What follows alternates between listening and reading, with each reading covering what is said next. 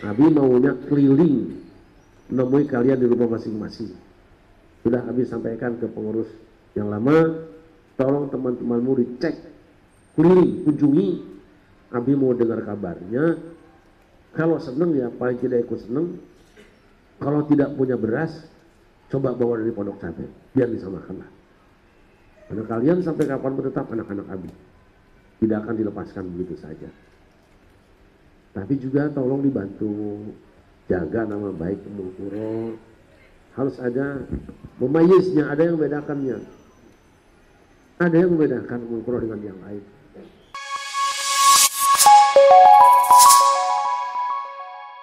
Rasulullah SAW ketika akan berperang melawan musuhnya dikepung oleh pasukan multinasional.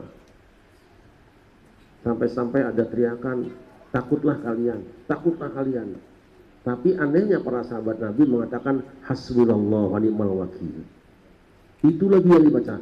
Fanqalabu bi ni'matin minallah wa fadlin lam yamsashum su' wattaba'u ridwanallah. Dengan modal itu musuh yang mengepung kalah sendiri, pulang sendiri, bubar sendiri. Rasul dan para sahabatnya memperoleh kemenangan tanpa modal. Lagu yang saya ciptakan Maras Ummul Qura itu, meski rintangan selalu menjelang, Ummul Qura tetap berjuang, terinspirasi oleh ayat hasbunallah wa ni'mal wakil.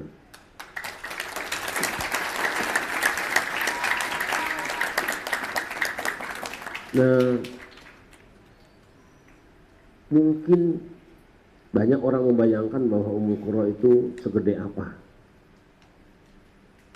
Saya pernah ada yang nawari tanah tidak banyak, cuma 25 hektar di daerah Ciomas. Saya bilang, saya ditakdirkan untuk berada di sini. Segini saja nanti kalau memang santrinya itu garam, bisa merubah rasa sayur dan bisa mengawetkan ikan-ikan. Ikan tidak akan busuk kalau sudah kena garam. Serusak apapun masyarakat, asal kena santri Ummul Qura, saya yakin sembuh.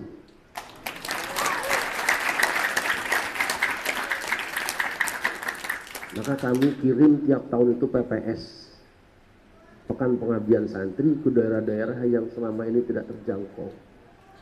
Kami kirim ke Baduy belakang, kami kirim ke pucuk-pucuk daerah pegunungan di Magelang, kami kirim ke belakang, di mana saja kami kirim, termasuk di Parangkupito, di Wonogiri, Solo. Alhamdulillah, anak-anak kita di sini saja kelihatannya bodoh, di sini saja kelihatannya cengeng, di sana mereka nggak bisa apa-apa. Tapi alhamdulillah, sekarang sudah mulai ada buktinya. Itu tiap tahun kami kirim. Dan kami keteter menerima pesanan. Kalimantan minta, NTT sudah minta. Saya bilang insya Allah tahun besok NTT saya kirim. Karena kebetulan juga ada santri dari sana. Bagi Abi bukan sombong anak-anak, perkara gampang ngirim kemanapun. Karena Abi sudah injak semua kawasan Indonesia. Kontak bupatinya, tolong anakku dijemput, tolong anakku kasih makan, selesai insya Allah. Tapi ini tidak boleh dilakukan. Nanti kalian tidak punya semangat jihad. Enak banget ya dijemput-jemput. Insya Allah bisa. Mereka membayangkan Ummul Qura sebesar apa. Tidak, saya bilang. Ummul Qura adalah garam yang bisa membuat lezat satu mangkok masakan, satu penggorengan masakan. Dia sendiri tidak kelihatan dan kecil ukurannya. Tahukah kalian, ikan asin yang besar-besar itu tidak akan bisa awet dan dia akan menjadi busuk kalau tidak karena garam. Jadi Ummul Qura memproduk garam-garam ini. Tapi saya ingatkan untuk anak-anakku alumni semua, dengan garam ikan-ikan mati diawetkan. Tapi apa yang terjadi jika garam itu sendiri sudah menjadi tawar? Di kalian tidak boleh ada yang berubah dari apa yang kalian dapatkan di sini. Tahajud tiap malam, puasa Senin Kemis, jangan pernah ditinggalkan. Wirid-wirid yang sudah Abi ijazahkan, itu insya Allah wirid terbaik seluruh dunia. Boleh tanyakan kepada kiai manapun. Bahkan sebagiannya adalah wirid-wirid yang tidak pernah ditangkap oleh sebagian orang. Nah, ini adalah kiat-kiat sukses ketika Abi belajar dulu. Alhamdulillah, hari ini meskipun kelihatannya seperti ini, anak-anak kita sudah hidup di masyarakat.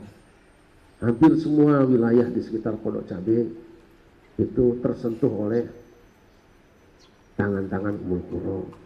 Bahkan ini ada anak saya Erman ini dari Jambi, sudah ada pondok pesantren Darul Hufaz, santrinya lebih kurang 500 dan sudah ada lebih kurang 60 hafid 30 juz. Bukan cuma itu, santrinya juara nasional hafalan Qurannya, sudah pada juara. Jadi kalau Provinsi Jambi sudah tahu siapa anak saya. Orang nyebutnya Ustadz Erman, saya bilang ini anak saya, Erman. Aku nggak nyebut Ustadz dia. Sampai kapanpun kamu ada anak-anak saya. Dan ada juga di sini Ismail Akbar. Ya begitu-gitu saja kelihatannya di sini. Sekarang sudah masuk pesantren cukup besar di daerah dekat Jonggol sana. Santrinya kemarin sudah ada mungkin lebih kurang 400 orang. Apa yang diajarkan di sana juga hampir sama dengan yang di sini semua, dan pola hidupnya juga mengikuti pola hidup yang ada di sini. Kemudian ada juga yang jadi dai-dai, tadi Ustadz Arfan Widadi sudah keliling ceramah, ada Ustadz Hakim, Abi nyebutnya sekarang Hakim Bima, tidak boleh Hakim yang lain. Ya, Ustadz Hakim Bima, karena aslinya dari Bima, sekaligus supaya gagah gitu, seperti Bima yang ada di rumah itu.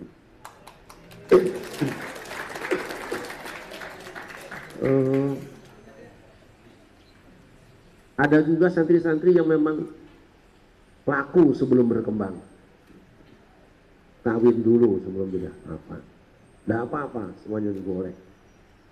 Cuma memang ada yang membedakan antara Ummul Qura dengan lainnya. Kalau pondok-pondok lain biasanya alumninya membuat pondoknya sama namanya. Ummul Qura tidak perlu itu. Poso Al-Falah. Ketika di Jatilawang ada pesantren namanya juga Al-Falah. Gontor juga sama. Pesantrennya apa tapi Al-Gontori. Itu tidak berlaku pada Ummul Qura karena Ummul Qura tidak pernah punya transaksi seperti itu. Tidak pernah punya komitmen seperti itu. Ada yang lebih penting yaitu hubungan kekeluargaan antara kami yang di sini dengan anak-anak kami semua. Ada juga pondok pesantren di Indonesia ini yang berada di satu tempat karena dia punya menantunya bikin sendiri pesantren dengan nama yang berbeda. Ini menimbulkan kekisruhan. Bukan kisruh, artinya menimbulkan sedikit saingan, jadi hilang ikhlasnya. Yang menarik dari Ummul Qura adalah anak-anak kami di sini di tempatnya masing-masing buka tempat ngaji, tapi tidak ada satupun yang bersedia dengan nama Ummul Qura. Ini bukan kritik, tapi ini adalah statement realitas. Malu barangkali kalau dipasang Ummul Qura, dan lebih bangga kalau dipasang nama sendiri. Tidak apa-apa, karena kalian kesini bukan menjadi Ummul Qura, tetapi menjadi kalian sendiri, yang secara kebetulan salah satu tempat belajarnya adalah Ummul Qura.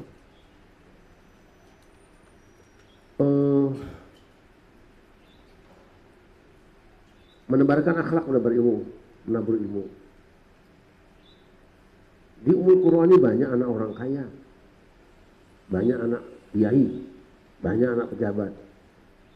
Tapi begitu masuk di Ummul Qura, tanggalkan semua kelebihan itu dan biarkan anakmu menjadi anak Ummul Qura dengan penampilan yang sederhana. Itu tetap dijaga. Menebar akhlak. Ketika pulang juga anak-anak Ummul Qura biasanya ada ciri-cirinya. Kalau pada pokan dakwah Sunan Kalijaga biasanya pakai belangkon hitam, baju hitam. Ya, ada logonya. Itu insya Allah kenal, di mana saja orang kenal. Asal ketemu yang belangkonan, walaupun lagi umroh langsung ditanya biasanya. Ini Jamaah Syarif Rahmat ya. Nah, anak-anak kita ditandai dengan kesederhanaan dan tata krama. Karena selama di Ummul Qura, meskipun ini berada di tengah atau pinggiran kota, anak-anak tidak boleh hidup tampil mewah. Semua santri wajib menggunakan sarung, tidak boleh pakai celana panjang. Nah, ini adalah cara kita mentradisikan santri yang sebenarnya. Hamba yang dimuliakan aku sekalian, kami sangat berterima kasih apa yang kalian lakukan hari ini, dan mohon maaf karena tidak bisa mengikuti pertemuan-pertemuan dan rapat-rapat karena hampir hari Abi habis di luar Jakarta. Ini hari ini saja sampai zuhur saya ada di sini. Habis ini saya harus ke Cirebon. Cirebon langsung ke Tegal, ke Pemalang. Dari Pemalang langsung ke Tegal. Hanya paling 1 hari di rumah. Makanya anak-anak ngajinya paling nanti yang ngaji-ngaji langsung dengan Abi, terpaksa ngajinya pakai Zoom meeting di rumah, biar Abi baca kitabnya di mana kayak nanti. Nah begitu, kalau selama ini tidak ketemu tapi anak-anak tetap bisa melihat wajah Abi, nanti pakai layar saja. Maklum, karena permintaan pangsa pasar masih ada. Jadi kita siap diimpor. Hampir tidak kebagian tidur di kamar, padahal hotel disediakan yang mewah-mewah. Karena ada penyakit Abi, kalau sudah mau tidur muncul inspirasi, pasti nulis dan itu tidak tidur sampai pagi. Paling tidurnya kalau sedang berjalan di mobil. Nah itu pun ya tidak selalu, karena begitu muncul gagasan, muncul ide, muncul intuisi langsung ditulis. Sampai tangan saya tuh jebol ini, keluar nanahnya kemarin, karena memang terus tulis di handphone, tulis di buku. Jadi minta maaf anak-anak, Abi tidak bisa bareng terus selama ini. Juga anak-anak alumni, Abi maunya keliling menemui kalian di rumah masing-masing. Sudah Abi sampaikan ke pengurus yang lama, tolong teman-temanmu dicek, keliling, kunjungi. Abi mau dengar kabarnya. Kalau seneng ya paling tidak ikut seneng. Kalau tidak punya beras, coba bawa dari Pondok Cabe, biar disamakan lah. Karena kalian sampai kapan tetap anak-anak Abi, tidak akan dilepaskan begitu saja. Tapi juga tolong dibantu jaga nama baik Ummul Qura. Harus ada memayiznya, ada yang membedakannya. Ada yang membedakan Ummul Qura dengan yang lain. Nah, pola-pola hidup seperti ini di Ummul Qura, pertama saya pasang dengan anak saya sendiri. Ketika Teh Ayu dulu mondok di Darun Najah, orang lain 1 bulan tuh 500.000, 1 juta. Teh Ayu jajan 1 bulan hanya 100.000 rupiah. Pernah Abi kasih 200.000, dipulangin lagi, kan jatahnya 100.000. Apa berkahnya? Gak pernah ngaji kitab kuning seperti pondok yang hebat-hebat itu, tapi bisa juara nasional baca kitab kuning. Tidak pernah keren-kerenan, tapi di Mesir bisa juara ke-1. Itu adalah produk kesederhanaan. Nana sekalian, Ummul Qura tampil seperti ini bukan tanpa alasan. Kalian boleh lihat rumah makan yang besar-besar, supermarket yang besar-besar, makanannya mahal-mahal harganya. Tapi tahukah kalian siapa yang bikin masakannya? Dia berada di rumah-rumah kecil, di dapur-dapur yang kumuh, tapi yang menikmati orang-orang besar. Itu Ummul Qura.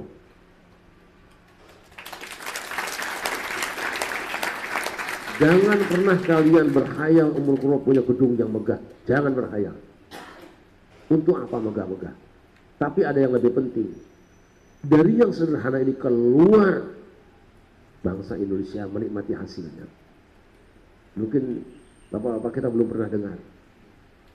Tahun 99, ketika terjadi keramaian politik, di mana Majelis Ulama Indonesia pusat terancam, saya datang, serahkan kunci MUI kepada Ummul Qura. Kiai pulang, yang nginep di kantor MUI pusat adalah Ummul Qura. Ini saya cerita hari ini, saya jadi inspirasi anak-anak saya. Kalau saja waktu itu kantor MUI dibom, maka yang hancur adalah Ummul Qura. Malam itu kami munajat di Masjid Istiqlal, dan di fleksibel seluruh Indonesia, dibaca kitab munajat dengan izin Allah adem. Kami juga undang berbagai ormas untuk berkumpul bersama-sama dalam beberapa seminar, bahkan kami ambil ikrar bersama. Kita tidak mempersoalkan perbedaan, tapi mencari cara bagaimana rukun dalam perbedaan. Itu yang Umul Qura. Dan saat ini kami sedang punya program. Satu, menghidupkan keraton-keraton yang sudah nonaktif selama ini. Kami sudah temui sultannya, kami sudah temui patihnya. Insya Allah Umul Qura dengan pada suka akan menggarap itu. Untuk apa? Karena ketika kerajaan-kerajaan itu bubar berintegrasi dengan Indonesia, banyak budaya asli Nusantara yang hilang. Banyak kearifan lokal yang kemudian diabaikan. Maka seruan kami adalah bergabung, bukan berarti kehilangan lumbung. Berintegritas tidak harus diartikan kehilangan identitas.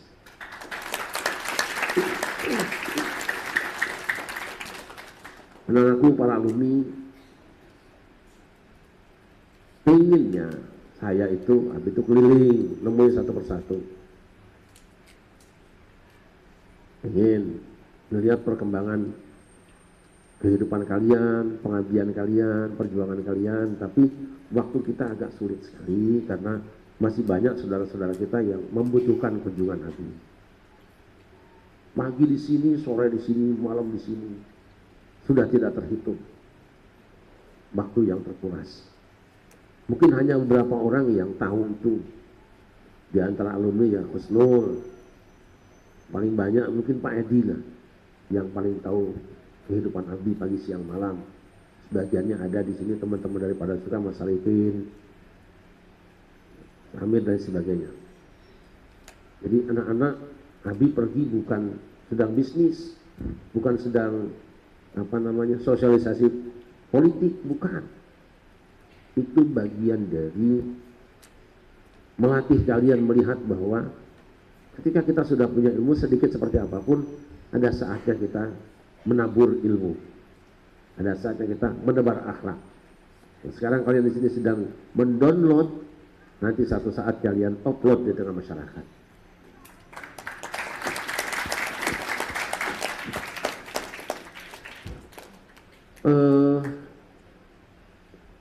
Ya saya kira itu titip anak-anakku semua, alumni. Jadi manusia terbaik di tengah masyarakat yang pantas dihargai, tapi jangan pernah minta dihargai. Kalau kalian memang mutiara, orang siap tenggelam ke dasar samudera. Kalau kalian memang batu-batu cincin yang mahal, orang akan kejar dimanapun dijual. Itu di usia yang ke-29 tahun ini, Abi pesan pada kalian, sama alumni, rukun-rukunlah kalian. Damailah kalian, karena beban yang kalian pikul itu berat. Sampah-sampah berserakan di mana-mana, tidak akan bisa dibersihkan dengan lidi sebesar apapun. Dia hanya bisa dibersihkan oleh sapu yang merupakan ikatan lidi-lidi kecil. Pundak kalian dibutuhkan oleh masyarakat. Pundak kalian diperlukan oleh masyarakat. Mudah-mudahan Allah Subhanahu wa Ta'ala memberikan bimbingan hidayah dan pertolongan pada kalian semua. Jangan bertengkar, karena nanti kalian akan berbuat mungkar. Jangan marah, nanti muka kalian memerah. Jangan naik hitam, nanti wajahmu menghitam.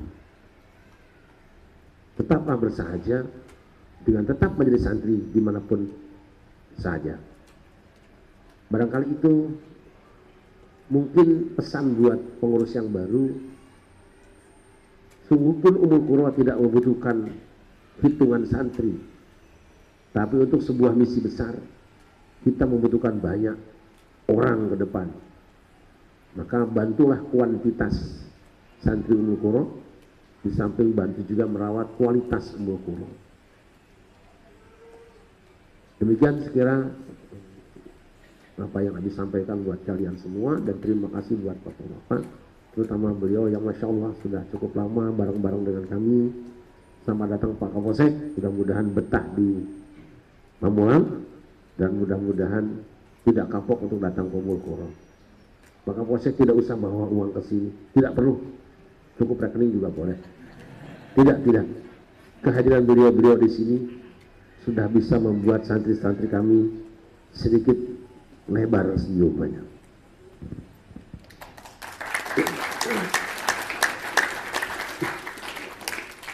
Hari ini banyak pondok pesantren yang mulai ketakutan. Karena donatur yang selama ini mensuplai mereka sudah mulai berada di kamera KPK. Bahkan dulu Banten juga pernah ada berapa kiai yang dipanggil oleh kejaksaan ya. Ramai protes. Kenapa kiai dipanggil? Saya bilang, seharusnya kalian dipanggil itu senang, kecuali kalau kalian berbuat salah. Ummul Qura tidak pernah takut dipanggil kemanapun, karena pasti yang memanggil tahu Ummul Qura tidak mungkin dipanggil dalam kesalahan, paling dikasih makan.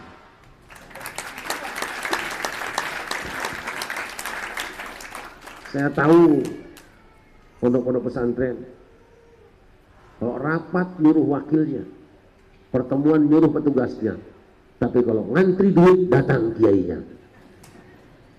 Tidak untuk Ummul Qura. Berperang kiainya, ngambil duit, silahkan siapa yang bisa ke sana.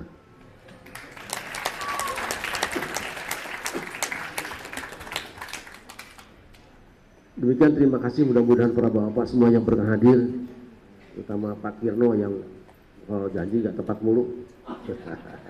Mudah-mudahan panjang umur ya, juga bisa memperbaiki janji. Salam saya untuk bapak-bapak kami yang tidak datang hari ini. Mohon maaf jika kurang bisa menghormati. Semoga Allah Subhanahu wa Ta'ala mempersatukan kita dalam kebaikan dan kebajikan. Saya ingin, karena ini campuran yang umurnya tidak anak-anak lagi, kita semarakkan hidung suluk yang saya dapatkan 2 minggu lalu dalam tidur saya. Kita masyarakatkan bareng-bareng anak-anak ya. Yuk. Ini mungkin bapak yang depan belum pernah dengar. Nanti kalau kalian bete,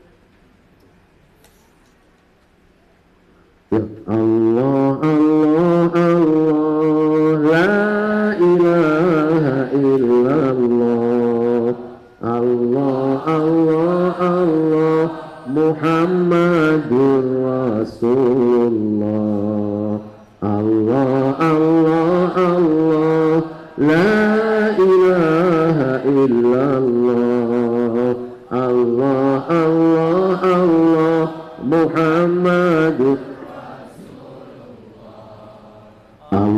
Allahumma salli ala Muhammadin ya Rabbi salli alaihi wa sallim. Allahumma salli ala Muhammadin ya Rabbi salli alaihi wa sallim. Yo Allah Allah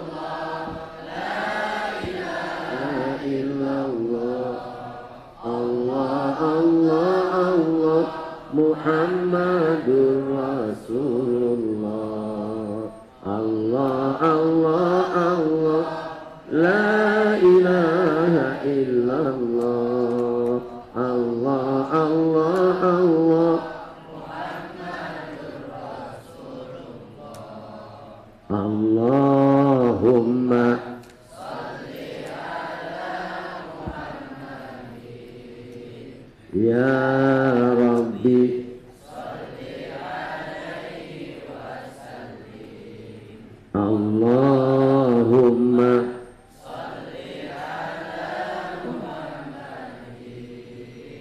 Ya Rabbi.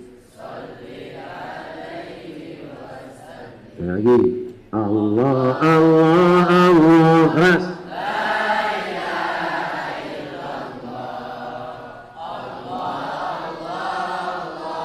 Muhammadur Rasulullah. Allah Allah Allah la ilaha illallah. Allah Allah Allah Muhammadur Rasulullah. Allahumma shalli ala Muhammadin. Ya Rabbi Allahumma shalli ala Muhammadin. Ya Rabbi shalli alaihi wasallim. Sallu ala Nabi Muhammad. Terima kasih yang terutama itu untuk wanita yang selama ini menemani saya dari mulai ngajarin abatasa ibu-ibu dan sampai hari ini. Nah itu dia tuh belakang saya.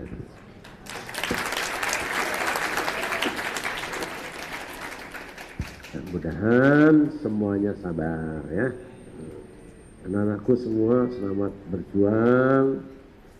Sabar, sabar, sabar. Jangan kalian nyari bantuan orang kalau sedikit-sedikit nyerempet yang subhat. Jangan. Sudah. Ingat Pak Alyafi, Kiai Alyafi ketika pesan ke saya waktu merintis pesantrennya, apa kata beliau? Sabar lebih baik daripada besar. Ini pegang, ini pegang. Daripada punya uang 1 miliar ada 1 dosa, lebih baik tidak punya uang dan tidak punya dosa. Kenapa? Darul mafasid muqaddam ala jalbil masalih. Demikian, terima kasih. Hasbunallahu wa ni'mal wakil. Wassalamualaikum warahmatullahi wabarakatuh.